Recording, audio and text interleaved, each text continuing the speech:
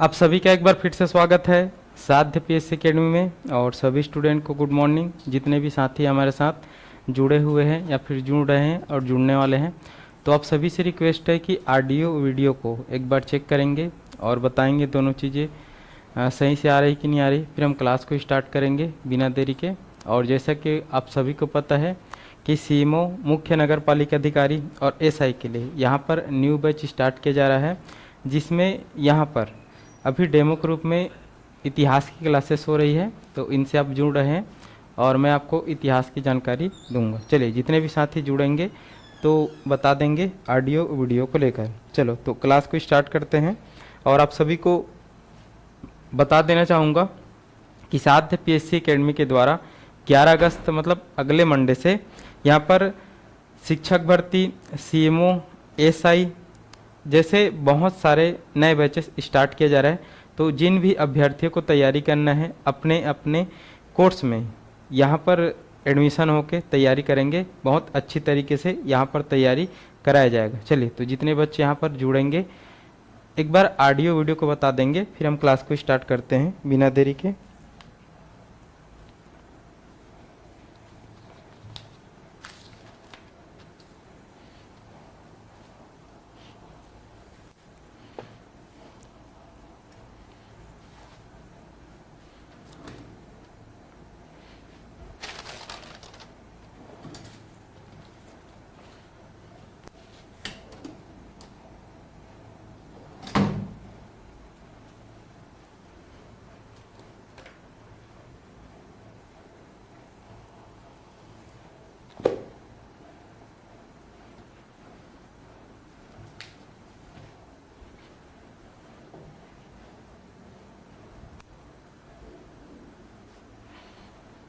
चलिए, तो आज हम भारत के इतिहास में चर्चा करेंगे एक टॉपिक, और उस टॉपिक का नाम है यहाँ पर असहयोग आंदोलन। और असहयोग आंदोलन को हम देखेंगे और चर्चा करेंगे कि असहयोग आंदोलन क्या था, कैसे था, इसको हम देखेंगे।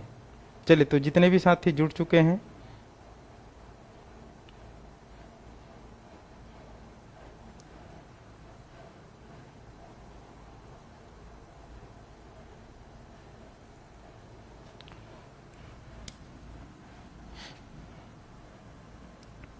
चलिए, आज हम चर्चा करेंगे असहयोग आंदोलन।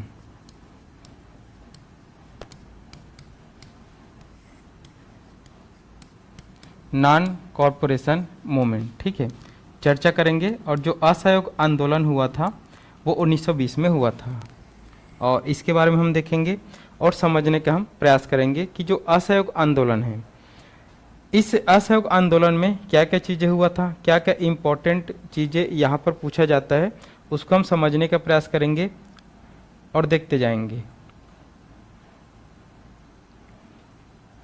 चलिए, ये है असहयोग आंदोलन। और असहयोग आंदोलन की अगर हम चर्चा करेंगे तो असहयोग आंदोलन नॉन कॉरपोरेशन मूवमेंट भारत के इतिहास में गांधी जी जो सबसे बड़े नायक के रूप में उभरे भारत को आज़ादी दिलाने के लिए, जिसको हम राष्ट्रपिता के रूप में भी जानते हैं। और सबसे ज़्यादा हम भारत के स्वतंत्रता के लिए गांधी जी को ही याद करते हैं, क्योंकि उनके ही द्वारा अंतिम प्रयास के द्वारा भारत आज़ाद हुआ, ये हम कह सकते हैं। बहुत सारे और भी लोग थे, बहुत सारे और भी नेता थे, बहुत सारे और भी हमारे शहीद थे जिन्होंने भारत की आज़ादी के लिए प्रयास किया, लेकिन उन सब में गांधी जी का नाम बहुत ज़्यादा सर्वोच्चता से लिया जाता है। अब ये विवाद का विषय है कि हम गांधी जी को ज़्यादा तवज्जो देते हैं, बाकी को नहीं देते, तो सब अपने अपने यहाँ पर मतज्ञ है, मतलब मतों का अंतर है। लेकिन हमको उन सब में नहीं पढ़ना है, हमको देखना है कि जो असहयोग आंदोलन है वो गांधी जी के द्वारा भारत में शुरू किया गया प्रथम राष्ट्रीय आंदोलन था। अब प्रथम जो राष्ट्रीय आंदोलन इसको इसलिए किया जाता है क्योंकि ये पूरे राष्ट्र में फैला था, पूरे देश, उस समय जितने भी लोग थे उस क्षेत्र में ही फैला हुआ था। और इस असहयोग आंदोलन में गांधी जी के साथ मिलकर पूरे देश ने यहाँ पर पार्टिसिपेट किया था। असहयोग का मतलब आप देख रहे होंगे कि किसी जो उस समय शासन में हमारे पास कौन थे, उस समय अगर हम शासन में बात करें तो हमारे पास शासनकर्ता के रूप में मौजूद थे अंग्रेज। हमारे पास शासनकर्ता के रूप में कौन थे? अंग्रेज थे। ठीक है, तो अंग्रेजों से सहयोग न करना, किनसे? अंग्रेजों से सहयोग न करना ही कौन सा आंदोलन कहलाता है? असहयोग आंदोलन कहलाते हैं। जैसे अभी सरकार जो भी बोलती है, जो भी वो निर्णय लेती है जनता के लिए, कुछ निर्णय जनता के हित में रहते हैं, कुछ निर्णय जनता के हित में नहीं रहते। जैसे अभी अभी हम देखेंगे कि छत्तीसगढ़ सरकार के द्वारा यहाँ पर लगातार बिजली बिलों में वृद्धि किया जा रहा है। अभी अभी कल ही निर्णय लिया गया है कि अब जो हाफ बिजली बिल का जो रेट है वो अब बंद होने वाला है। लगभग 100 यूनिट तक ही आपको फायदा मिलने वाला है। तो कहीं ना कहीं सरकार ये निर्णय ले रही है। तो अगर जनता चाहे तो उसमें असहयोग कर सकती है कि हम नहीं मानेंगे आपकी बातें, वो आंदोलन कर सकती। तो उसी प्रकार जो शासन में थे अंग्रेज, और उन्हीं अंग्रेजों से हमारी मांग थी कि हमको अपने साथ शासन में रखे, भागीदार बनाकर रखे, हमको स्वराज्य दे। तो अंग्रेजों का सहयोग न करना ही कौन सा आंदोलन कहलाता है? असहयोग आंदोलन कहलाता है। अब जो असहयोग आंदोलन है, सबसे पहला क्वेश्चन तो यही बनता है कि असहयोग आंदोलन कब शुरू हुआ था, यह भी पूछ जाए। अभी आप देखेंगे व्यापम लगातार एग्जाम लेते जा रहे हैं, और उस लगातार एग्जाम में मैंने देखा कि 2 एग्जामों में वो अब बहुत सारे जो आंदोलन हुए, बहुत सारे जो घटनाएं हुए, उसको क्रम से जमाने के लिए दे रहा है। जैसे जलियांवाला बाग हत्याकांड दे रहेगा, असहयोग आंदोलन दे रहेगा, सविनय अवज्ञा आंदोलन दे रहेगा, भारत छोड़ो आंदोलन दे रहेगा, साइमन कमीशन दे दिया रहेगा, मॉन्टेग्यू चेम्सफोर्ड सुधार दे रहा है, ऐसा दे रहा है। और वो बोल रहा है कि इसको बढ़ते क्रम में जमाओ। तो बढ़ते क्रम में आप कैसे जमा पाओगे? जब आपको डेट्स याद रहेंगे, जब आपको ईयर याद रहेंगे। तो जैसे अगर आपसे पूछ दिया कि असहयोग आंदोलन कब हुआ था, कौन से ईयर में हुआ था, ये एकदम इजी क्वेश्चन है, पूछे नहीं जाते। लेकिन अब ट्रेंड क्या हो गया है कूट वाले में, तो कूट वाले में पूछ देता है। तो कूट वाले में मतलब नॉर्मल चीज़ों को वो कूट में देता है तो बहुत बड़ा चीज़ हो जाता है, बहुत भारी चीज़ हो जाता है। तो इसको भी याद रखना है कि जो असहयोग आंदोलन है वो कब हुआ था? 1920 में हुआ था। अब असहयोग आंदोलन के हम कारण देखने का प्रयास करेंगे, जानने की कोशिश करेंगे कि इसके क्या कारण थे, असहयोग आंदोलन क्यों यहाँ पर चालू किया गया था। अब कारण बहुत ज़्यादा स्पष्ट हमको देखना पड़ता है, पूछा जाता है। तो यहाँ पर जो असहयोग आंदोलन है उसका जो कारणों में हम जानने का प्रयास करेंगे, तो इससे पहले कुछ घटनाएं ऐसी हुई रहेगी या हुई रही होगी जिसके कारण गांधी जी को एक बहुत बड़ा राष्ट्रीय आंदोलन चालू करने की जरूरत पड़ी, जिसको हम असहयोग आंदोलन के रूप में जानते हैं। तो कुछ घटनाएं उस समय रिसेंट में हुआ रहेगी। जैसे हम देखेंगे एक जो घटना है जिन्होंने भारतीय जनमानस को झकझोर के रख दिया था, और वो घटना है जलियांवाला बाग। वो घटना कौन सा है? जलियांवाला बाग हत्याकांड। ठीक है, कहीं ना कहीं हम आज भी जलियांवाला बाग हत्याकांड को एक नरसंहार के रूप में देखते हैं। और आप सभी को पता होना चाहिए कि जो जलियांवाला बाग हत्याकांड है वो हुआ था 13 अप्रैल 1919। उस समय बैसाखी का दिन था। आपने सुना होगा कि एक बाग में, ठीक है, जिस बाग का नाम था जलियांवाला, ठीक है, तो वहां पर जनता बैसाखी मनाने के लिए आई थी। लेकिन अंग्रेजों ने यहाँ पर लॉ एंड ऑर्डर के नाम पर वहां पर आकर जनरल आर डायर ने अंधाधुंध फायरिंग किया था, जिसमें बहुत सारे लोग मारे गए थे। ठीक है, अंग्रेजों ने तो लिपापोती करके बोला कि केवल 137 से 140 लोग के बीच ही मरे हैं, लेकिन इसमें लगभग 1500 से 2000 लोग मरे थे और अनगिनत घायल हुए थे। ठीक है, तो ये जलियांवाला बाग हत्याकांड एक नरसंहार था, एक बर्बरता था अंग्रेजों का भारत के लोगों के खिलाफ। और इसी जलियांवाला बाग हत्याकांड के बाद भारत के लोगों ने ये समझा कि अंग्रेज केवल हमको बहुत ज़्यादा तुच्छ समझते हैं, हमारी कोई भी इज्जत नहीं करते, हमको जब चाहे तब वो मारने के लिए यहाँ पर आतुर हो सकते हैं। तो ये सब अब नहीं हम होने देंगे। ऐसा करके जलियांवाला बाग हत्याकांड के कारण, इस हत्याकांड का यहाँ पर न्याय के लिए ये कारण असहयोग आंदोलन चालू होगा। ठीक है, दूसरा अगर हम और देखेंगे तो यहाँ पर अंग्रेजों ने मॉन्टेग्यू चेम्सफोर्ड लाया था। क्या लाया था? मॉन्टेग्यू चेम्सफोर्ड सुधार।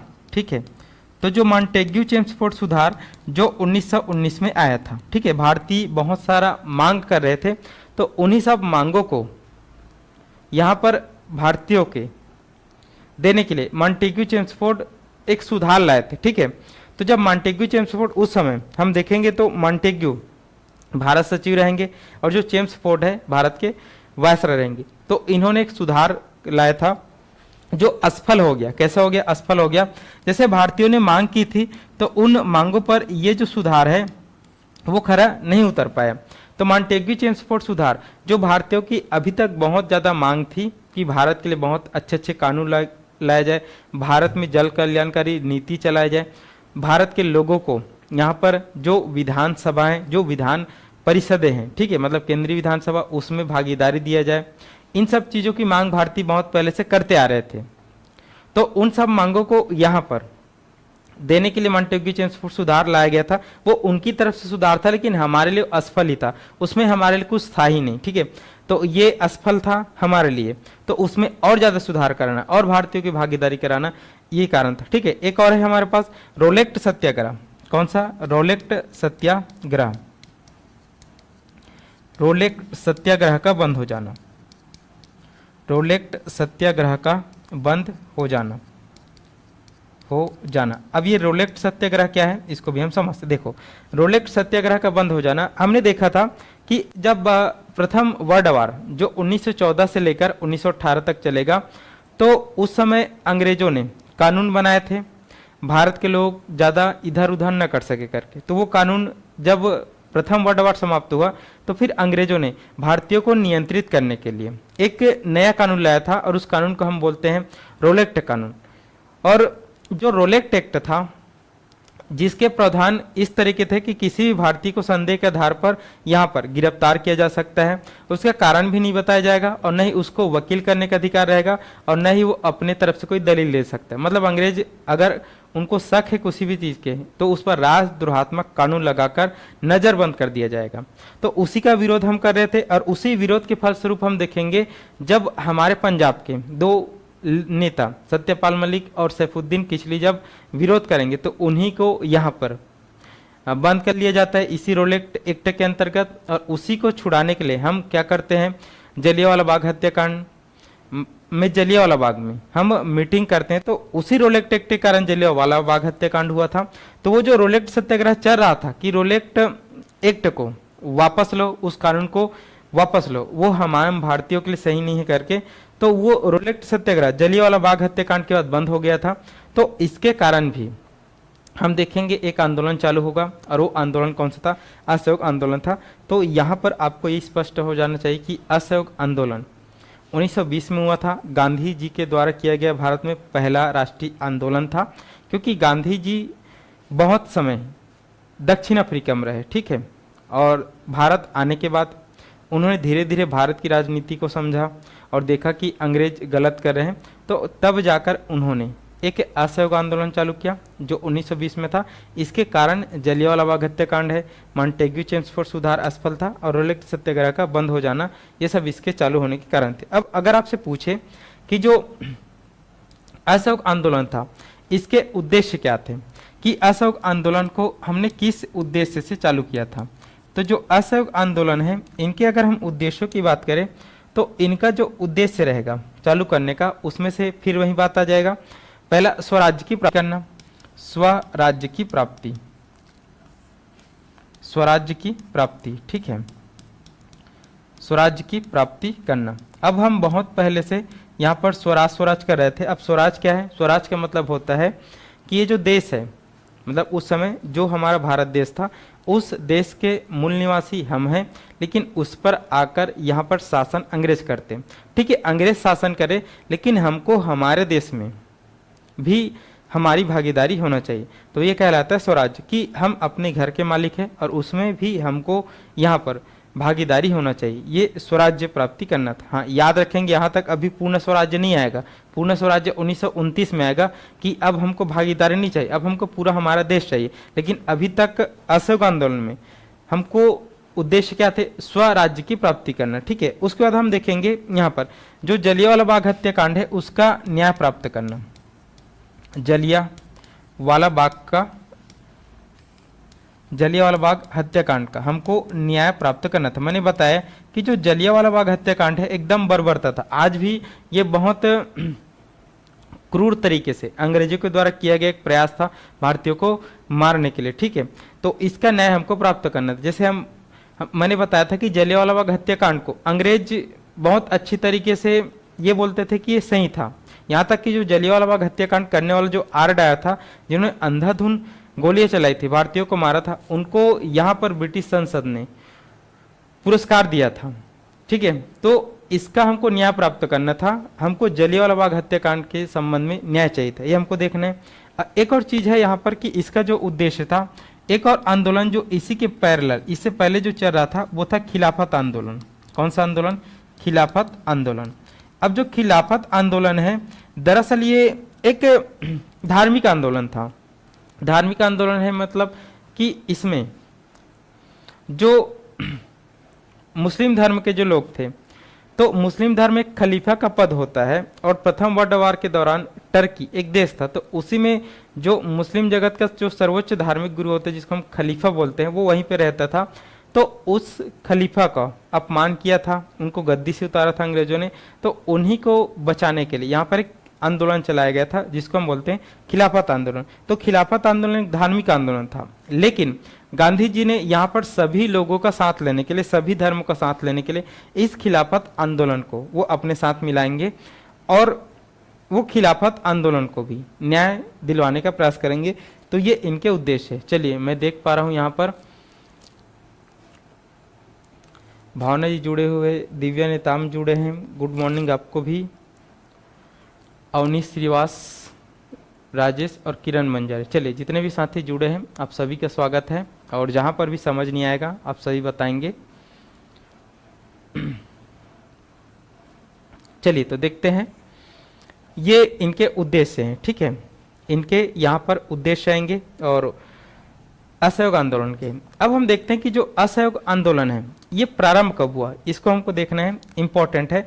आपसे पूछा जाता है कि असहयोग आंदोलन प्रारंभ कब हुआ था, तो असहयोग आंदोलन, वैसे तो ईयर अगर आपसे पूछे तो आप बता देंगे 1920, लेकिन अगर पूरा डेट दे कि असहयोग आंदोलन कब से स्टार्ट हुआ था, तो असहयोग आंदोलन स्टार्ट हुआ था 1 अगस्त 1920 से। कब से स्टार्ट हुआ था? 1 अगस्त 1920 से स्टार्ट हुआ था, ये हमको देखना है। ठीक है, अब असहयोग आंदोलन 1 अगस्त 1920 से स्टार्ट हुआ था, इनको हमको देखना है, ये एकदम याद रखना है। ठीक है, ईयर में 1920। अब हम देखेंगे कि जो असहयोग आंदोलन है उसको चालू कौन कर रहे हैं? गांधी जी। अब गांधी जी उस समय कांग्रेस के मेंबर थे, मतलब कांग्रेस सबसे बड़ी पार्टी थी भारत में उस समय, और आज भी है। ठीक है, भले हार रही है, लेकिन यही कांग्रेस ने हमको आजादी दिलाई।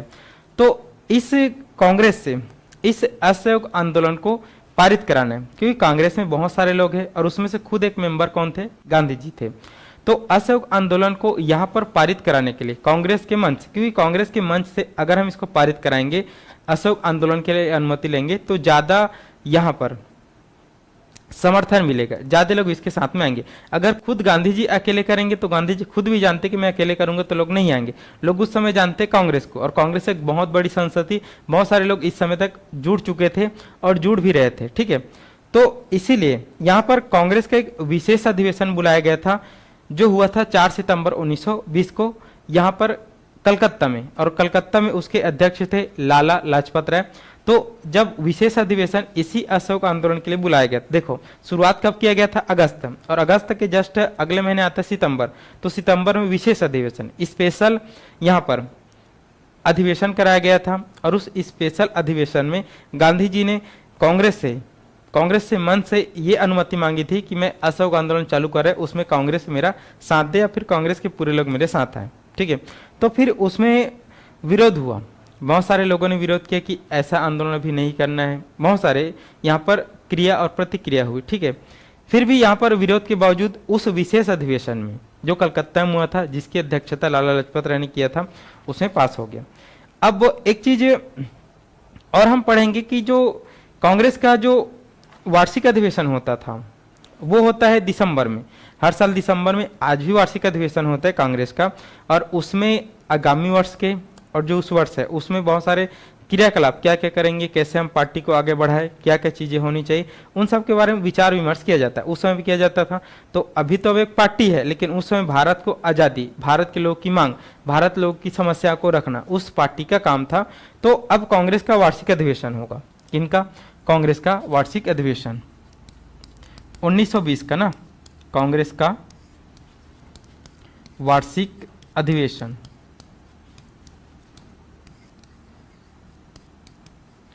कांग्रेस का वार्षिक अधिवेशन, ठीक है। और वार्षिक अधिवेशन हमेशा दिसंबर में होता है, ये चीज़ आपको याद में रखना है। स्पेशल जो अधिवेशन होगा वो कभी भी हो सकता है, ठीक है। तो वार्षिक अधिवेशन कांग्रेस का ये कब हुआ था? 1920 में, ठीक है। देखो स्टार्ट हुआ था ये असहयोग आंदोलन अगस्त से, यहाँ पर विशेष अधिवेशन हुआ था सितंबर में, कलकत्ता में। अध्यक्षता किया था लाला लाजपत राय ने, और बहुत सारे लोगों ने विरोध के बावजूद ये पास हो, ठीक है। तो कांग्रेस का जो वार्षिक अधिवेशन है वो 1920 में दिसंबर में होगा। अब दिसंबर में होगा तो जगह यहाँ पर ये रहेगा कहाँ पे? नागपुर में। कहाँ पे रहेगा ये? नागपुर में रहेगा, ठीक है।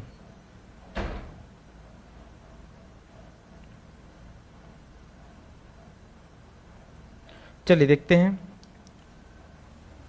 तो ये नागपुर में होगा। कहाँ पे होगा? नागपुर में।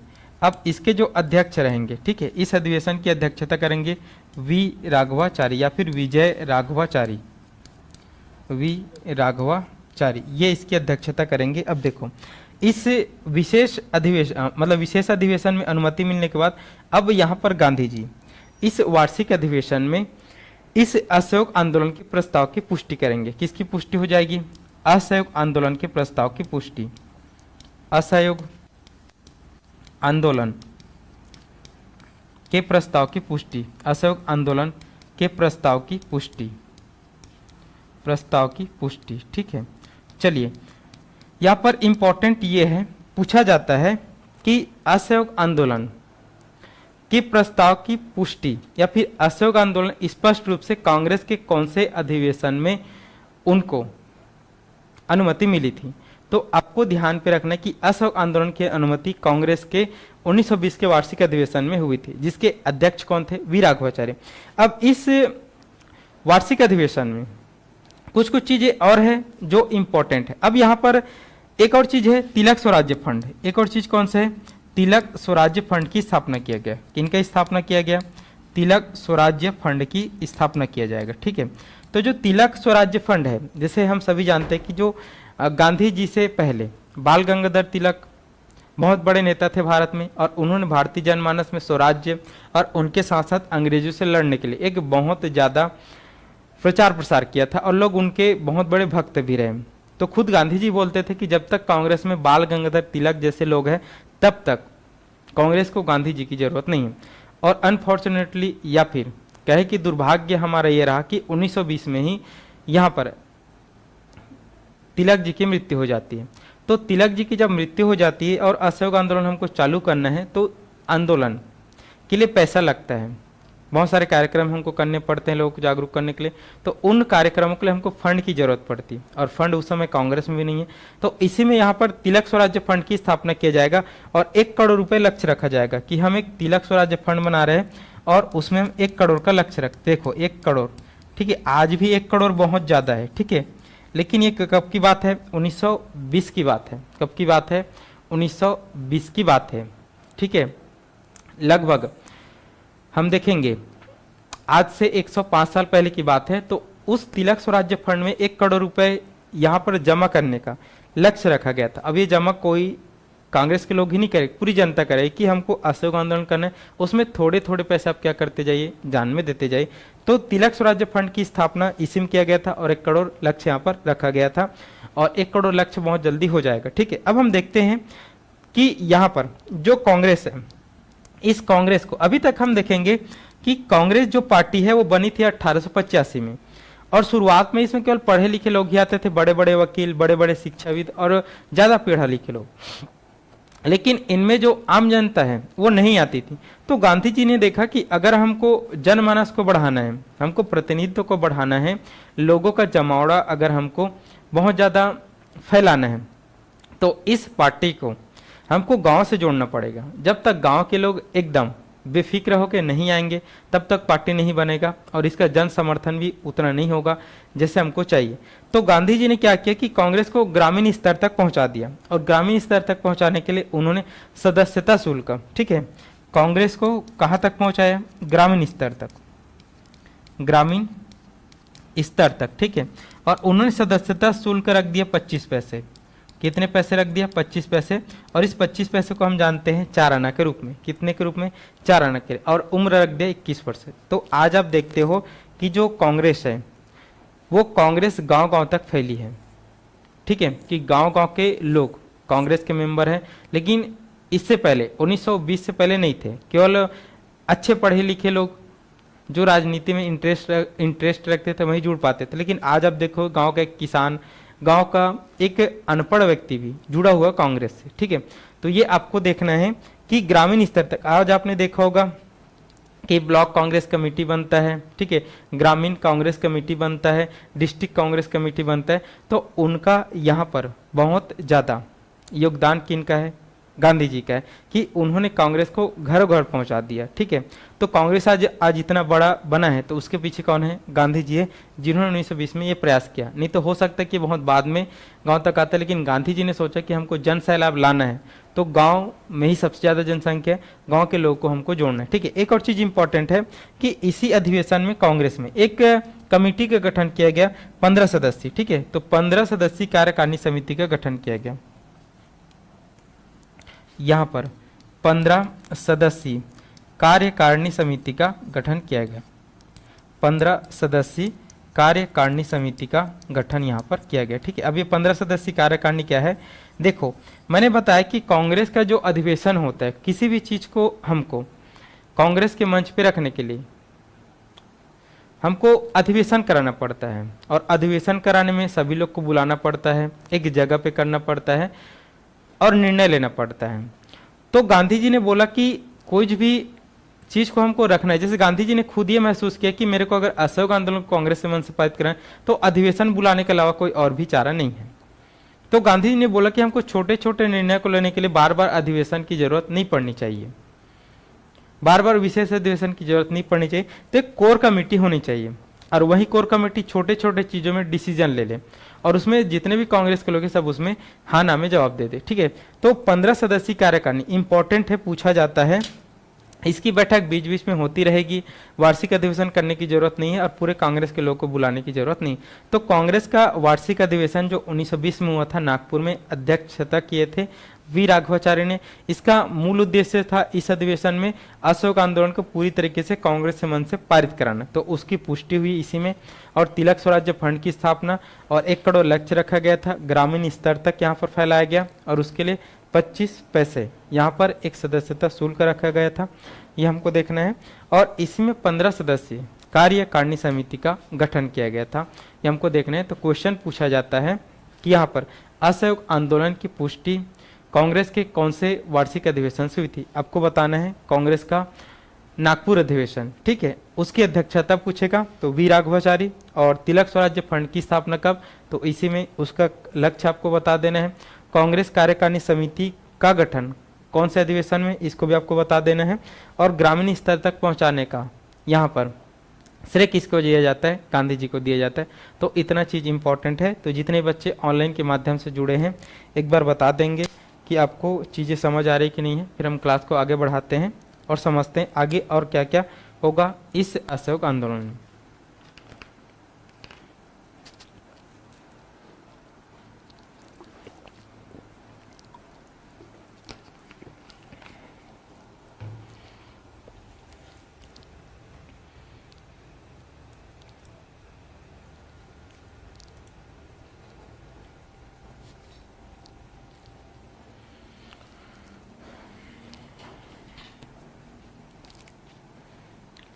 चलिए, आपका पहला क्लास है।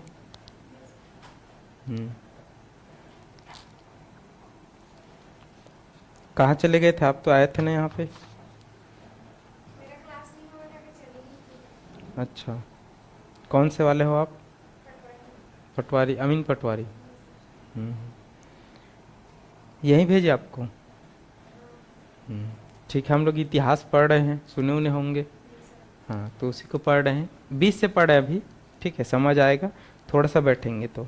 चलिए हम देखते हैं आगे। आगे हम देखेंगे तो यहाँ पर आपको पूछा जाएगा कि असहयोग आंदोलन का लक्ष्य गांधी जी ने उस अधिवेशन में क्या रखा गया था, ठीक है। तो गांधी जी ने जो अधिवेशन हुआ था नागपुर अधिवेशन, तो उसमें लक्ष्य रखा गया था 1 साल के अंतर्गत स्वराज्य की प्राप्ति, एक वर्ष में स्वराज्य की प्राप्ति, एक वर्ष में स्वराज्य की प्राप्ति, ये लक्ष्य रखा था गांधी जी ने। ठीक है, तो गांधी जी ने कांग्रेस के नागपुर अधिवेशन में लक्ष्य रखा गया था असहयोग आंदोलन के लिए कि हम असहयोग आंदोलन के द्वारा एक वर्ष के भीतर, मतलब 1920 चल रहा है और अगले 1921 तक आते हम यहाँ पर स्वराज्य की प्राप्ति कर लेंगे। अब ये प्राप्त होगा नहीं होगा ये हम देखेंगे। ठीक है, अब हम देखेंगे कि जो असहयोग आंदोलन है, इससे सबसे ज्यादा क्वेश्चन ये पूछा जाता है कि असहयोग आंदोलन के विरोध में कौन कौन लोग थे। ठीक है, जब गांधी जी ने असहयोग आंदोलन चालू किया तो ऐसा नहीं कि कांग्रेस के सभी लोगों ने उसका सपोर्ट किया, बहुत सारे लोग ऐसे थे जिन्होंने विरोध किया। तो जो विरोध करता है उनका नाम इंपॉर्टेंट है। ठीक है, बहुत बार पूछा गया है कि असहयोग आंदोलन के विरोध करने में प्रमुख लीडर कौन कौन थे और किस विचार से उन्होंने विरोध किया। तो सबसे पहला नाम यहाँ पर आता है, उस समय बहुत ज़्यादा फेमस एक पर्सनालिटी थी जो एक लेडीज थी। ठीक है, और उसका नाम है एनी बेसेंट। उनका नाम क्या है? Annie Besant. ठीक है, और एनी बेसेंट गांधी जी के भारत आने के बावजूद, मतलब गांधी जी 1915 में आए, लेकिन उससे पहले भारत में जो एनी बेसेंट है, ठीक है, उन्होंने बहुत ज़्यादा राजनीतिक जागरूकता लाने का प्रयास किया था भारत के लोगों के, और इन्होंने एक आंदोलन भी चलाया था। उस आंदोलन को हम पढ़ेंगे आगे चलकर, जिनका नाम है होम रूल आंदोलन। ठीक है, तिलक जी के साथ मिलकर एनी बेसेंट ने होम रूल आंदोलन चलाया था। तो उस समय एनी बेसेंट यहाँ पर इन्होंने विरोध किया था गांधी जी का कि असहयोग आंदोलन करना सही नहीं है। ठीक है, तो इन्होंने बोला कि जो तरीका होना चाहिए वो संवैधानिक तरीका होना चाहिए। कैसा तरीका होना चाहिए? बोले संवैधानिक तरीका। ठीक है, तो संवैधानिक तरीका होना चाहिए, और गांधी जी के असहयोग आंदोलन को संवैधानिक नहीं मानते थे। ठीक है, तो इसलिए एनी बेसेंट ने विरोध किया, और यहाँ पर उन्होंने क्या दिया? अपना मत कि संवैधानिक तरीका होना चाहिए। अगर गांधी जी असहयोग आंदोलन को संवैधानिक तरीके से करेंगे तो सही रहेगा, लेकिन गांधी जी के इस असहयोग आंदोलन को क्या मार रहे थे उस समय तक? असंवैधानिक मार रहे थे। इसलिए उन्होंने क्या बोला? साथ नहीं दिया किसका? गांधी जी के असहयोग आंदोलन का, और विरोधकर्ता में इनका नाम पहला आता है। ठीक है, अब उसके बाद हम देखेंगे तो एक और पर्सनालिटी है, और उसका नाम है यहाँ पर मोहम्मद अली जिन्ना, और यही वो मोहम्मद अली जिन्ना है जिन्होंने अलग पाकिस्तान बना दिया था। ठीक है, 1947 में। तो जो मोहम्मद अली जिन्ना है, ठीक है, तो मोहम्मद अली जिन्ना यहाँ पर इस असहयोग आंदोलन का उन्होंने विरोध किया, और इसका कारण था खिलाफत आंदोलन। कौन सा आंदोलन? खिलाफत आंदोलन।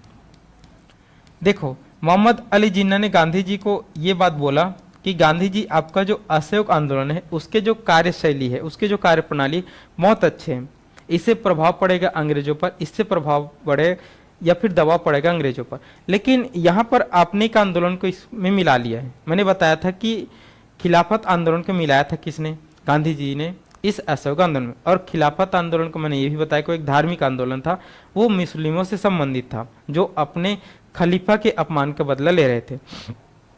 तो मोहम्मद अली जिन्ना ने यहाँ पर गांधी जी को बोला कि जो खिलाफत आंदोलन को अलग रखिए, वो एक धार्मिक मामला है, और जो असहयोग आंदोलन चालू करेंगे वो एक राष्ट्रीय मामला है। तो आपत्ति था किनको? मोहम्मद अली जिन्ना को इस खिलाफत आंदोलन, और ये सही भी था कि आप एक धार्मिक आंदोलन को किस में मर्ज कर रहे हैं? राष्ट्रीय आंदोलन में। तो ये विरोध के कारण थे मोहम्मद अली जिन्ना का। ठीक है, अब हम देखते हैं और कौन कौन इसके विरोध में थे, उसको हमको जानना है। ठीक है, आगे चलकर हम देखेंगे तो इसमें और थे, मोतीलाल नेहरू थे, चित्तरंजन दास थे, और विपिन चंद्र पाल थे। चलो, तीन थे, और तीनों का एक ही मत था, मोतीलाल नेहरू। चित्तरंजन दास है जिसको हम CR दास लिख देते हैं, और एक है विपिन चंद्र पाल, एक है यहाँ पर विपिन चंद्र पाल। ठीक है, अब देखो इन तीनों का क्या रीजन था कि वो असहयोग आंदोलन का विरोध कर रहे थे? तो इन तीनों का रीजन ये था कि केंद्रीय विधान परिषद के चुनाव का बहिष्कार नहीं करना चाहते। ठीक है, चलिए, इनका था केंद्रीय विधान परिषद, केंद्रीय विधान परिषद, केंद्रीय विधान परिषद के चुनाव के बहिष्कार को लेकर, चुनाव के बहिष्कार के विरोध को लेकर। ठीक है, देखो गांधी जी ने बोला था कि असहयोग आंदोलन करेंगे तो हम अंग्रेजों की कोई भी बात को नहीं मानेंगे, हर चीज में असहयोग करेंगे। जैसे अंग्रेज चुनाव कराना चाहते थे, केंद्रीय विधान परिषद में। वो भारतीयों को भी चुनाव लड़ने का अधिकार दे चुके थे, तो भारतीय भी चुनाव लड़ने आ सकते थे। ठीक है, तो यहाँ पर मोतीलाल नेहरू, सी.आर. दास और विपिन चंद्र पाल मानते थे कि हम चुनाव लड़ेंगे और चुनाव लड़ेंगे और जीत कर जाएंगे केंद्रीय विधान परिषद, तो वहां पर जाके हम उनका विरोध करेंगे। तो ऐसा इन तीनों का मानना था, लेकिन गांधी जी मानते थे कि हमको असहयोग हर क्षेत्र में करना है, उनका साथ भी नहीं देना किसी भी तरीके से। तो ये हम देखेंगे कि ये तीनों यहाँ पर क्या करेंगे, विरोध करेंगे। और विरोध का कारण क्या रहेगा, केंद्रीय विधान परिषद का जो चुनाव होने वाला था इसमें भाग लेकर जीत कर उस विधानसभा में जाकर विरोध करना चाहते थे। लेकिन गांधी जी ऐसा कुछ भी नहीं चाहते, तो चाहते थे कि हर जगह पे हमको यहाँ पर असहयोग करना। ठीक है, तो ये इनका कारण था, ये हमको देखना है।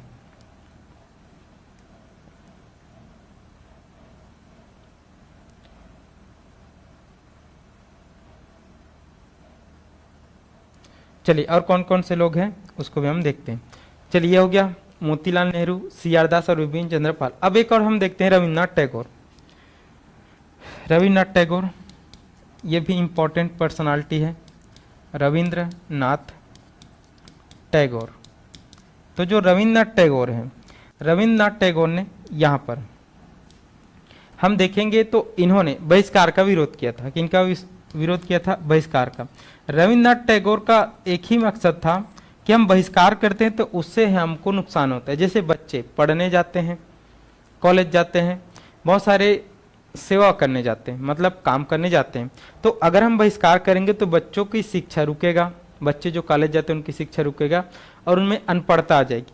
तो बहिष्कार का विरोध करते, जैसे गांधी जी ने बोला था कि जो बच्चे स्कूल जाते हैं अंग्रेजों के स्कूल में वो नहीं जाएंगे, जो बच्चे कॉलेज जाते हैं वो नहीं जाएंगे, जो वकालत करते हैं वो नहीं जाएंगे, और जो अंग्रेजों के साथ काम करते हैं उनके यहाँ पर नौकरी करते तो भी नहीं जाएंगे। तो उससे होगा क्या कि अगर कोई व्यक्ति नौकरी कर रहा है तो उनसे उनका घर चलता है उस पैसे से, तो कैसे घर चलाएगा। अगर कोई बच्चा स्कूल जाता है उसका हम बहिष्कार कर देंगे तो उसकी पढ़ाई रुक जाएगी, और पढ़ाई रुक जाएगी तो नुकसान हमारे। ऐसा तर्क किनका था, रविन्द्रनाथ टैगोर का था। इसलिए ये विरोध किए थे कि इसका असहयोग आंदोलन का। तो इस चीज को आपको ध्यान पे रखना। चलो अगला जो व्यक्ति है उसको हम लिखते हैं।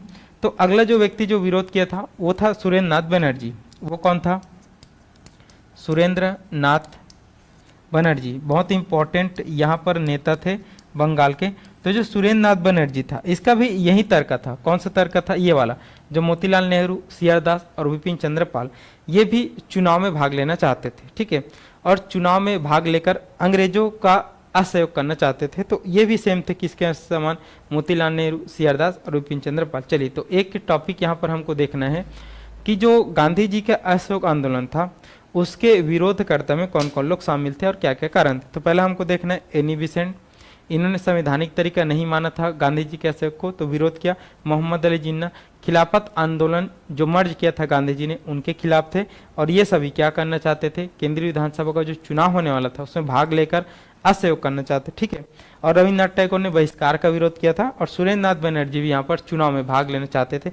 तो इतने लोग थे जिन्होंने गांधी जी के इस असहयोग आंदोलन का बहिष्कार किया। ठीक है, चलो जितने भी बच्चे जुड़े हैं एक बार बताएंगे, फिर हम आगे बढ़ेंगे।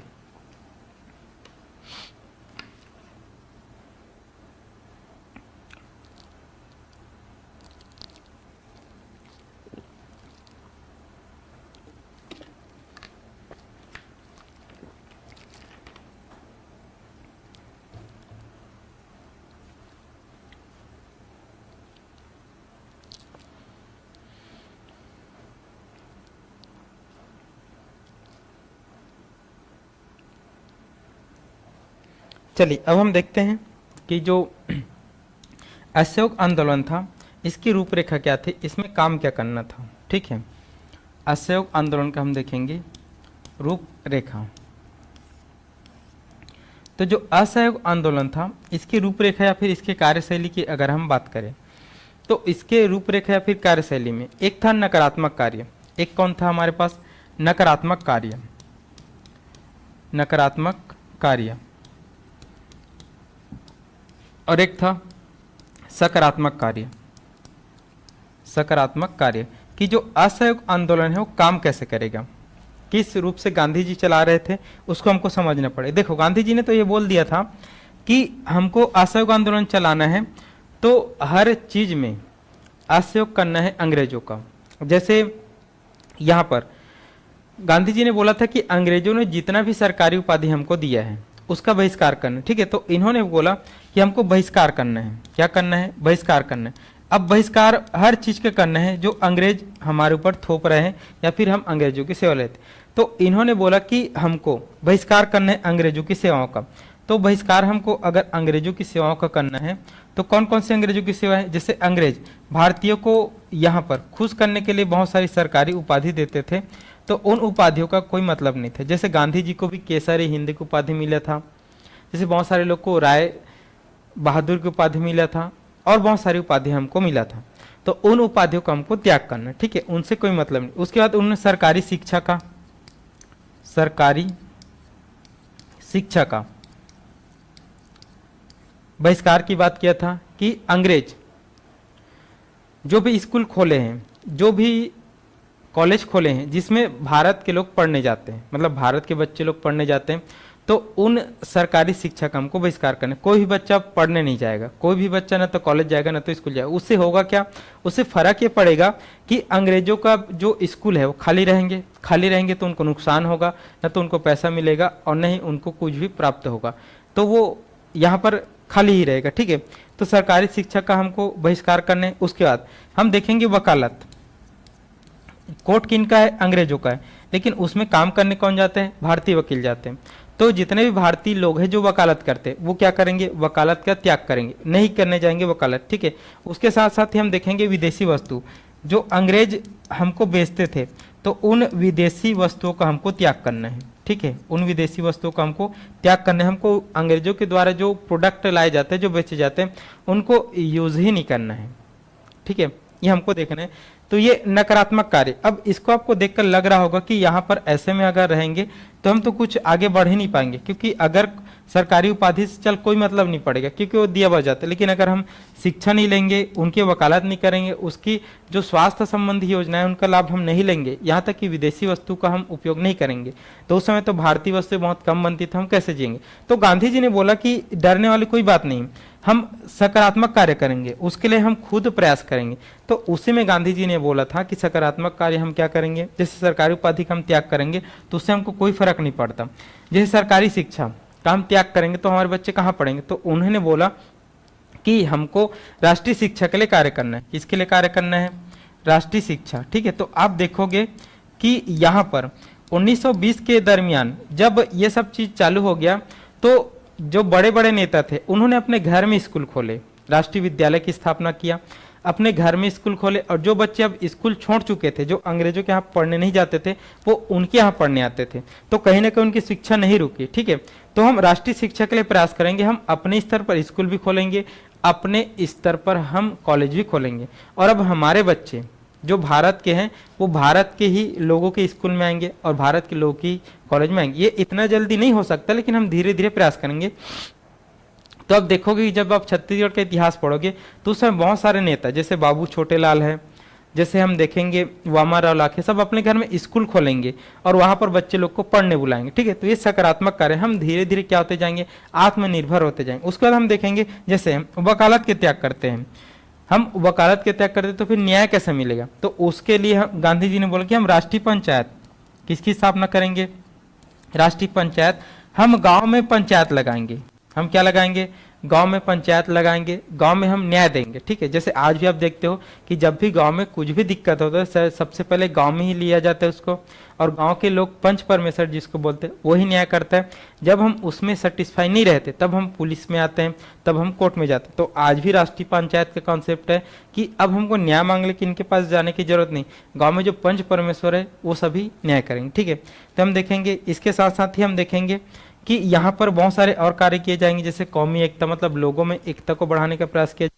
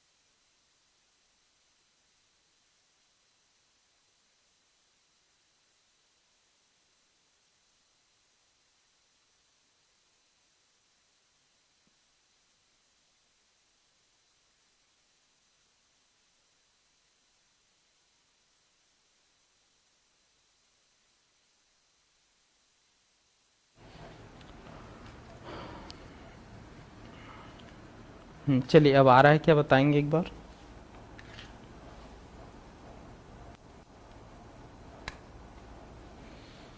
चलिए जितने बच्चे जुड़े हैं एक बार बता देंगे, अब क्लियर है क्या। बैटरी डाउन हो गई थी इसलिए आवाज़ नहीं आ रहा होगा। कहाँ से नहीं आ रहा था उसको भी बता देंगे। किरण बंजारे जी, अन्नपूर्णा कोशमा, अब क्लियर है क्या आवाज़, एक बार इस बताएंगे कि अभी भी कुछ दिक्कत है। क्लास को फिर कंटिन्यू करते हैं। चलिए क्लियर है बोल रहे हैं, तो क्लियर है तो हम कंटिन्यू करते हैं। हाँ चलो, अन्नपूर्णा कोशमा जी बोल रहे हैं आवाज़ सारे कर। चलो, तो ये रूपरेखा था, ये कार्यशैली रहने वाला है किनका, गांधी जी का असहयोग आंदोलन को देखकर। अब थोड़ा सा आप इमेजिन करिए कि मान लो जाए अभी सरकार का हम विरोध करते हैं, जैसे सरकार वैकेंसीज नहीं ला रही है, जैसे सरकार क्या नहीं करती है, वैकेंसी ही नहीं ला रही, वैकेंसी बहुत सारे चीज़ों का। तो अगर हम विरोध करें, जैसे शिक्षक भर्ती भी नहीं ला रहे, कुछ भी नहीं ला रहे, तो सरकार में भी जितने भी, जैसे सरकार में छत्तीसगढ़ में हम बीजेपी की गवर्नमेंट को देखते हैं, तो अगर हम आज असहयोग आंदोलन को देखें, आज के डेट में अगर कोई करता है, जैसे पूरा छत्तीसगढ़ की जनता अगर हम असहयोग करें मतलब ये हो जाता है कि अब हम सरकार से कुछ भी नहीं लेंगे, न तो सरकार के पास हम पढ़ने जाएंगे, जितने भी बच्चे, न तो स्कूल में न तो कॉलेज में, न ही हम सरकार के जितने भी गवर्नमेंट जो मेडिकल है, गवर्नमेंट जो अस्पताल है उसमें जाएंगे, और न ही उसके जो भी चीज़ें खोले जैसे कोर्ट है, बहुत सारी चीज़ें, और न ही उसके संसाधनों का उपयोग करेंगे, और न ही कोई वस्तु को लेंगे। तो आज सरकार दबाव में आएगी कि नहीं आएगी। जब हम ये सब चीज़ें नहीं करेंगे तो सरकार को स्पष्ट रूप से घाटा होगा, और वैसे ही घाटा कौन कराना चाहते थे, यहाँ पर गांधी जी कराना चाहते, और इसमें कोई नुकसान भी नहीं। जैसे सरकार की चीज़ हम नहीं लेंगे तो सरकार ये नहीं बोलेगी आप आके लो हमारे पास, ठीक है। जैसे किसान लोग धान बेचते हैं, एक साल धान ना बेचे, ठीक है, तो सरकार सख्ते में आ जाएगी। कोई भी किसान अगर धान नहीं बेचेगा, अपने घर में रख लेगा, तो दिक्कत सरकार को ही होगा। तो हम सरकार का सहयोग नहीं करेंगे, और जब सहयोग नहीं करेंगे तो इससे सरकार को सुनना पड़ेगा दिक्कत क्या है, ठीक है। तो यही चीज़ गांधी जी चाहते थे, और उसमें कोई गलत भी नहीं था। गलत भी नहीं था मतलब हम ना तो किसी को मार रहे थे, ना तो किसी को नुकसान पहुंचा रहे थे, और न ही किसी को हम विरोध कर रहे थे। हम चुपचाप हो गए, हमको जितना चाहिए हम खुद से करें। तो यही चीज़ गांधी जी के असहयोग आंदोलन का मुख्य कार्य था। गांधी जी ने बोला कि हम सब नकारात्मक कार्य करेंगे, तो बहुत सारे लोगों ने आवाज़ उठाया कि हम सब ये सब करेंगे तो नुकसान हमको होगा। तो गांधी जी ने बोला कि नुकसान कुछ भी नहीं होगा, हम उसके लिए दूसरा प्रयास करेंगे, हम सकारात्मक कार्य करेंगे, खुद में आत्मनिर्भर होंगे, खुद में हम स्वावलंबी होंगे, तो हमारा ही फायदा होगा। जैसे राष्ट्रीय शिक्षा का हम प्रयास करेंगे तो हमारे लोगों को शिक्षा के लिए कार्य करने का मौका मिलेगा, गुरुजी बनने का मौका मिलेगा, ठीक है।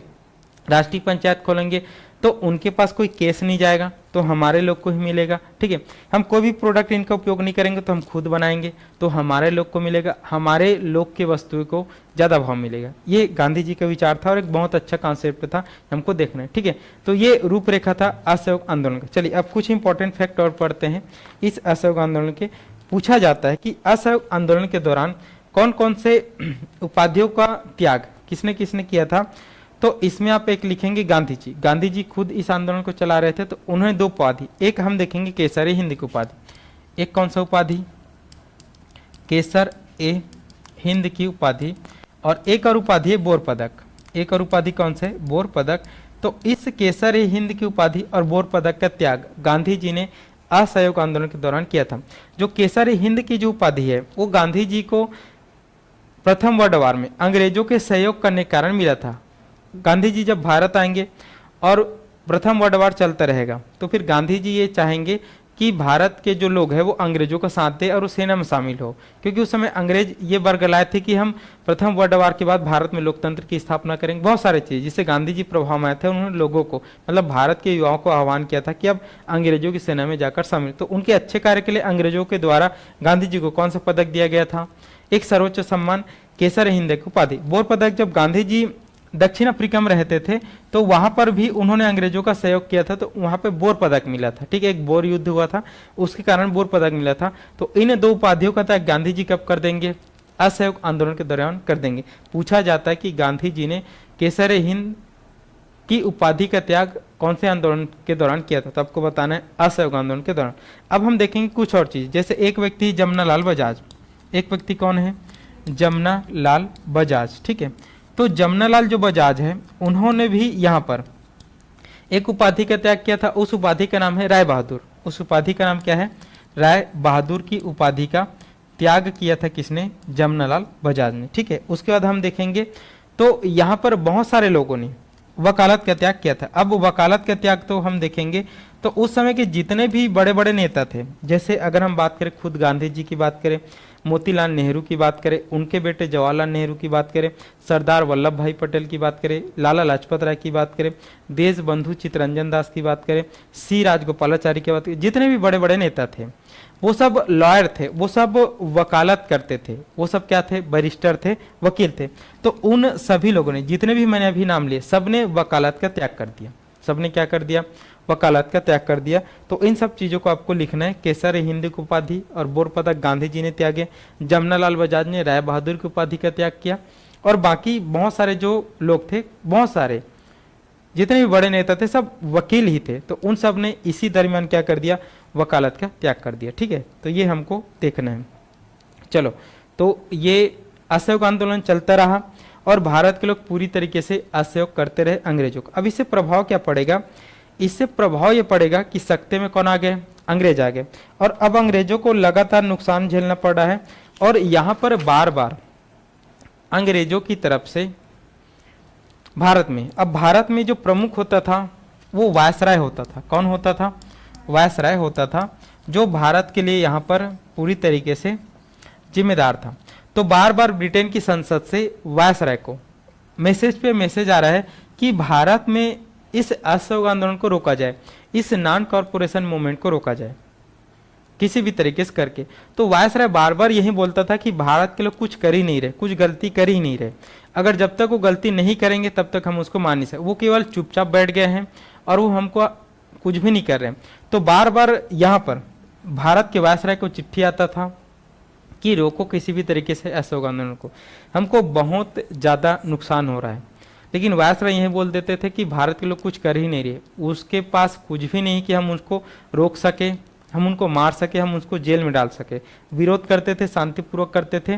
तो यहाँ पर वायसराय भी बहुत ज़्यादा चिंतित था, ब्रिटेन की जनता, ब्रिटेन की संसद सब चिंतित थी कि भारत में अब बहुत बड़ा मूवमेंट चल रहा है, और उस मूवमेंट के कारण यहाँ पर बैकफुट पे कौन आ चुकी है? अंग्रेज आ चुके। लेकिन असहयोग आंदोलन चल रहा था और ये लगभग 2 साल चल गया। कितने साल चल गया? 2 साल चल गया, लगभग 1922 तक चला गया, ठीक है। इस दरमियान बहुत ज़्यादा तीव्रता को भी प्राप्त किया और बहुत ज़्यादा बैकफुट पर कौन चले गए? अंग्रेज। अंग्रेज एक कारण ढूंढ रहे थे कि किसी भी तरीके से असहयोग आंदोलन को रोका जाए, लेकिन असहयोग आंदोलन रुक नहीं रहा था, क्योंकि हमने अब सकारात्मक कार्य की तरफ चले गए थे और इसमें हम खुश थे। तो यहाँ पर दबाव किनको पड़ रहा था? पूरी तरीके से अंग्रेजों को। मैंने बताया ना, जब हम ये सब चीज़ नहीं कर रहे हैं तो नुकसान किनको होगा? सरकार को ही होगा, और उसमें सरकार कौन है? अंग्रेज ही सरकार है। तो इसी तरीके से असहयोग आंदोलन को बंद कराने का प्रयास किया गया। अब देखो, एक तो है कि अंग्रेज चाहते हैं कि असहयोग आंदोलन को बंद करें, वो लगातार गांधी जी से बात करने का प्रयास करते थे कि आप बंद करिए असहयोग आंदोलन, लेकिन गांधी जी मानते नहीं थे, ठीक है। अब गांधी जी ने यहाँ पर एक और चीज बोला कि अब असहयोग आंदोलन चल ही रहा है तो उसको और फास्ट करते हैं और उसको अच्छी तरीके से हम करते हैं, ताकि अंग्रेजों को, हमने देखा था कि 1920 के कांग्रेस अधिवेशन में 1 वर्ष में स्वराज की प्राप्ति के लक्ष्य रखा गया था। 1921 चला गया, 1922 चल रहा है, ठीक है।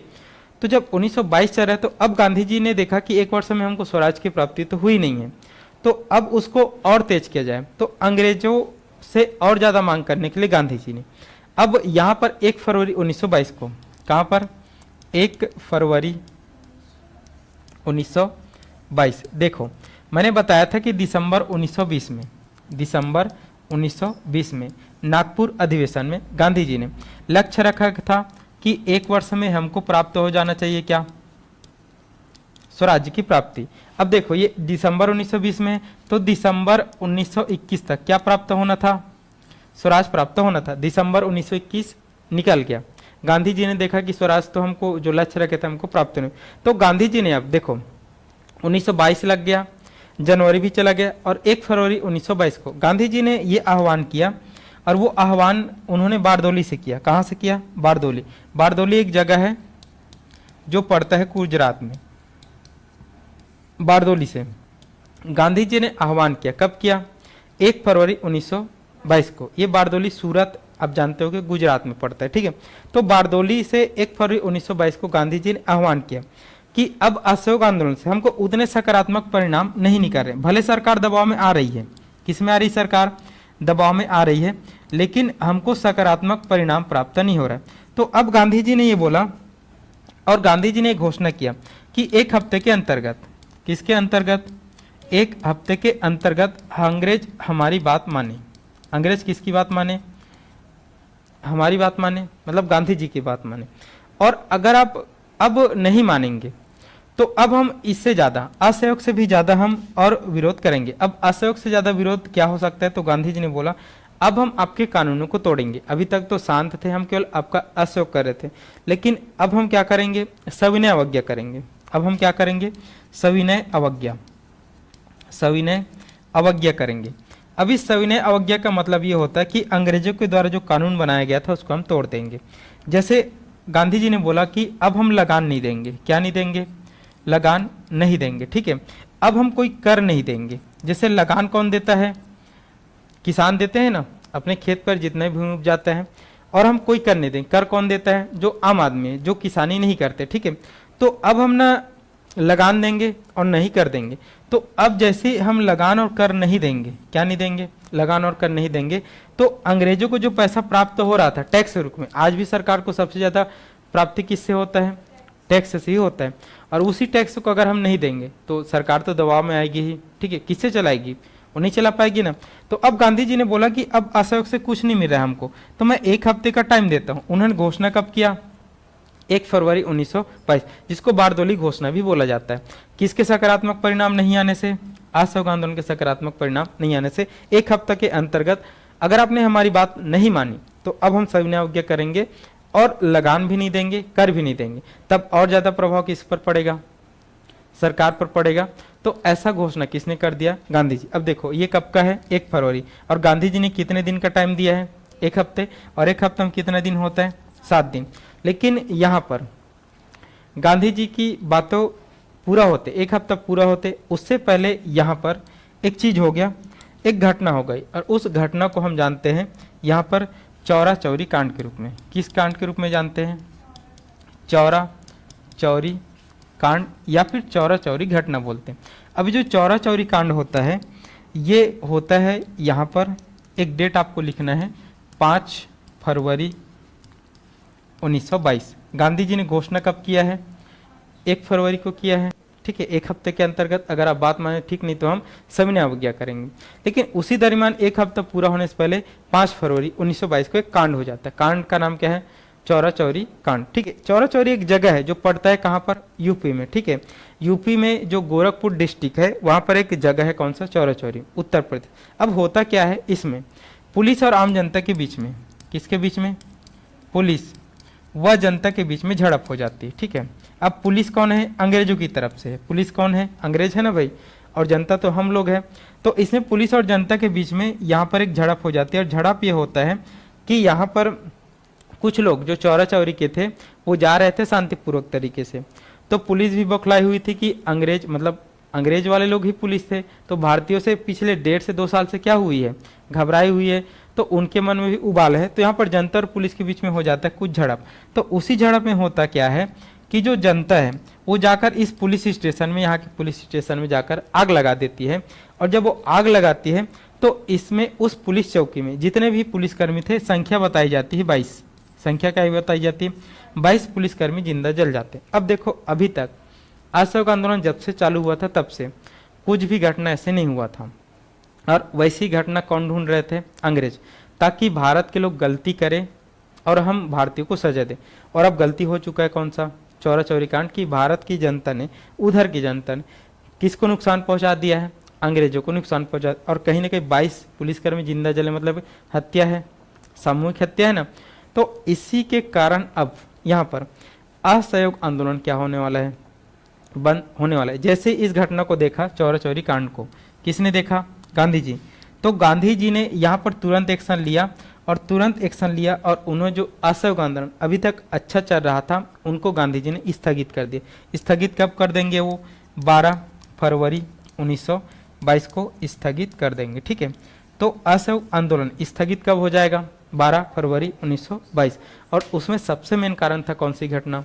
यहाँ पर चौरा चौरी घटना। ठीक है, तो असहयोग आंदोलन जो अच्छा से चल रहा था, बहुत उसका परिणाम हमको सकारात्मक मिलने वाले थे, लेकिन एक छोटी सी घटना, कौन सी? चौरा चौरी कांड के बाद यहाँ पर बंद कर दिया जाएगा। कब? 12 फरवरी 1922 को। ठीक है, अब जब गांधी जी इस असहयोग आंदोलन को बंद कर देंगे तो फिर उसका विरोध होगा, क्योंकि अचानक से बंद कर दिया। जैसे सुभाष चंद्र बोस बहुत अच्छा लीडर और बहुत बड़े लीडर थे, उन्होंने इंडियन स्ट्रगल में लिखा, एक समाचार पत्र है, इस असहयोग आंदोलन को बंद करने के लिए गांधी जी का आलोचना किया कि एक डिक्टेटर का फरमान मान ले, मतलब एक तानाशाह का फरमान मान ले, कि गांधी जी ने जब आंदोलन को चालू करना हो तो सबको पूछा, सबको अपने साथ में लिया, लेकिन बंद करना हो तो किसी को नहीं पूछा, सीधा सीधा उन्होंने क्या कर दिया? बंद कर दिया। तो एक तानाशाही का फरमान मान ले, किसने? सुभाष चंद्र बोस ने। ठीक है, उसका हम देखेंगे मोतीलाल नेहरू। तो मोतीलाल नेहरू ने इस असहयोग आंदोलन को बंद करने के लिए यहाँ पर तुलना किया कि कश्मीर की घटना के लिए कन्याकुमारी को सजा देना कहाँ तक सही है? कश्मीर ऊपर में है और कन्याकुमारी नीचे में। घटना कहाँ पे हुई है? चौरा चौरी में हुई, लेकिन बंद किसको कर दिया गया? असहयोग आंदोलन को बंद करे। तो उनका ऐसा मानना था कि इस घटना के लिए असहयोग आंदोलन को बंद नहीं करना था, ऐसा किनका मानना था? मोतीलाल नेहरू का मानना था। लिखेंगे आप सभी लोग। और जो अबुल कलाम आजाद है, उन्होंने महान भूल लिखा। क्या लिखा? महान भूल। इस आंदोलन को बंद करना गांधी जी की महान भूल कहलाएगी। एक और है रजनी पामदत्त, जो बहुत बाद में आएगी। वो बोलती कि खोदा पहाड़ निकली चुहे। वो गांधी जी का विरोध करती रही और उन्होंने बोला कि हमने इतना दिन तक पहाड़ खोदा और क्या निकला? हमारे पास चूहिया निकला, कुछ भी हमको प्राप्त नहीं हुआ। तो ये आपको ध्यान पे रखना है कि जो पूछा जाता है क्वेश्चन कि असहयोग आंदोलन बंद करने के पीछे कौन सी घटना महत्वपूर्ण है, तो आपको बताना कौन सी घटना? चौरा चौरी कांड। और चौरा चौरी कांड कब हुआ था? 5 फरवरी 1922। और जब 5 फरवरी 1922 को हुआ था तो उसके बाद फिर अंग्रेज यहाँ पर अपने डिसीजन देना चालू करेंगे और उन्होंने गांधी जी को पकड़ा। और 10 मार्च 1922 को, फरवरी हो गया है ना, तो एक डेट हमको लिखना है, 10 मार्च 1922। 10 मार्च 1922 को यहाँ पर एक अदालत है और उस अदालत में हम देखेंगे, ब्लूमफील्ड की अदालत बोलते हैं, जिसमें गांधी जी को उसके पत्रिका यंग इंडिया में लिखे गए लेख, जिसमें उन्होंने बोला था कि हम असहयोग आंदोलन चालू कर रहे हैं, जिसकी घटना कौन सी है? चौरा चौरी। तो इसी घटना में गांधी जी को यहाँ पर दोषी बनाया गया और गांधी जी को 6 वर्ष की सजा सुनाया गया। कितने वर्ष का सजा सुनाया गया? 6 वर्ष का सजा सुनाया गया और गांधी जी जेल में चले गए। कब गांधी जी जेल में चले गए? यहाँ पर चौरा चौरी घटना के कांड के बाद जेल में चले गए। 10 मार्च 1922 को 6 साल की सजा सुनाई जाएगी। हाँ, भले वो निकल जाएंगे 2 साल में ही, ठीक है, वो पुणे के यरवदा जेल में रहेंगे। तो गांधी जी इसी चौरा चौरी कांड के बाद हो जाएंगे। ठीक है, अब देखो यहाँ पर एक चीज इंपॉर्टेंट है कि ये जो घटना है उसमें आपको देखना है, आपको निर्णय लेना है कि गांधी जी ने सही किया कि गलत किया। जैसे सुभाष चंद्र बोस ने बोला कि तानाशाह का फरमान है, जैसे मोतीलाल नेहरू ने बोला कि कश्मीर की घटना के लिए कन्याकुमारी को सजा देना कहाँ तक सही। लोगों का उस समय ऐसा मानना था कि गांधी जी को एकदम अचानक से इस आंदोलन को बंद नहीं करना था। ठीक है, तो यहाँ पर आपको तर्क और वितर्क देने की गांधी जी ने गलत किया और गांधी जी ने सही किया। देखो, तो अब हम क्लास बहुत लंबी हो चुकी, ज़्यादा नहीं जाते, मैं बता देता हूँ। देखो, ये तो ऐसे नहीं पूछा जाएगा, लेकिन कभी कभी कूट में पूछ दिया जाता है कि कैसा प्रभाव पड़ा इसका। तो जो असहयोग आंदोलन है, गांधी जी का वैसा मानना था कि असहयोग आंदोलन को चालू हुए अब लगभग यहाँ पर 1.5 से 2 साल होने वाले। कितने साल होने वाले हैं? 1.5 से 2 साल होने वाले हैं और लोगों ने भरपूर साथ दिया गांधी जी का। लेकिन अब गांधी जी ऐसा मान रहे थे कि अब लोग कहीं ना कहीं उब चुके हैं इस आंदोलन से। किससे उब चुके हैं? आंदोलन से उब चुके हैं। ठीक है, क्योंकि 1.5 साल से घर में बैठे हैं, कुछ भी काम नहीं कर रहे हैं। तो अब गांधी जी महसूस कर रहे थे कि लोग अब धीरे धीरे काम पे जाना चाहते हैं, लोग अब पढ़ना चाहते हैं, सब कुछ करना चाहते हैं। तो अब उतना साथ नहीं मिलेगा। जैसे आपने देखा कोरोना, जैसे आपने देखा क्या? कोरोना। शुरुआत में कोरोना का हमने भरपूर साथ दिया, दिया, सरकार घर में बैठने बोलती थी, हम बैठते थे। लेकिन जब ये ज़्यादा बढ़ गया तो लोग उब चुके थे ना कि अब उनको घर में कैद रहना सही नहीं लगा, तो अभी मान लो भले हम मर जाएंगे लेकिन हम निकलेंगे बाहर, ऐसा मानने थे लगे थे ना। तो अब कहीं ना कहीं उसकी तीव्रता कम हो रही थी। तो गांधी जी जानते थे कि अब ज़्यादा लंबा खींचना सही नहीं है कि इनको, इस आंदोलन को। इसलिए उन्होंने 1 फरवरी की घोषणा भी कर दिया कि 1 हफ्ते में बात नहीं माने तो हम और बहुत सारी चीज़ें करेंगे करके। तो यहाँ पर लोग जो किससे उब रहे थे, इस आंदोलन से लोग उब रहे थे और गांधी जी इस मनोदशा को पढ़ लिए, ठीक है। तो इसीलिए एक वो क्या किया, वो खुद आंदोलन को बंद करते। तो गांधी जी ने यहाँ पर जब घटना हो गई, कौन सा, यहाँ पर चौरा चौरी की घटना हो गई। तो जब चौरा चौरी की घटना हो गई, तो चौरा चौरी की घटना हो गई, अब अगर गांधी जी इस घटना को अपने ऊपर नहीं लेते, अपने ऊपर नहीं लेते, तो फिर जनता को पीटा जाता। क्या किया जाता, जनता को पीटा जाता अंग्रेजों के द्वारा, फिर से नरसंहार किया जाता, किसके द्वारा, अंग्रेजों के द्वारा। अगर गांधी जी इस घटना का क्या नहीं करते, अपने ऊपर नहीं ले। तो गांधी जी जानते थे कि अगर मैं इस घटना का अपने ऊपर भार नहीं लूंगा तो जनता पिटाएगी, और जनता को एक खरोच भी नहीं आने दिया कि इसने, यहाँ पर गांधी जी ने, इसलिए गांधी जी ने किसको बंद कर दिया, असहयोग आंदोलन को बंद कर दिया। जो कौन चाहते थे, अंग्रेज चाहते थे। तो गांधी जी का निर्णय उचित था अनुचित था इस पर हम नहीं जाते, लेकिन गांधी जी का ऐसा सोचना था कि अब लोग उब रहे हैं और इस आंदोलन को बहुत जल्दी बंद करना है। और चौरा चौरी जैसी घटना भयंकर हो गई है, अगर इसको हम नहीं लेंगे अपने ऊपर तो फिर जनता को पीटा जाएगा। जनता को, वो 22 को मारे हैं, वो 22,000 को मार देते, कौन, अंग्रेज। तो जनता को ही बचाने के लिए गांधी जी ने किसको बंद कर दिया, इस असहयोग आंदोलन को बंद कर दिया। इस चीज़ को हमको देखना है, ठीक है। तो ये असहयोग आंदोलन, दो भारतीय राष्ट्रीय आंदोलन बहुत ज़्यादा इंपॉर्टेंट है। इसके बाद गांधी जी जेल में चले जाएंगे और फिर भारत में कांग्रेस अलग अलग काम करने लगेगी, जितना गांधी जी ने बोला था उससे उल्टा जाकर काम करने लगेगी।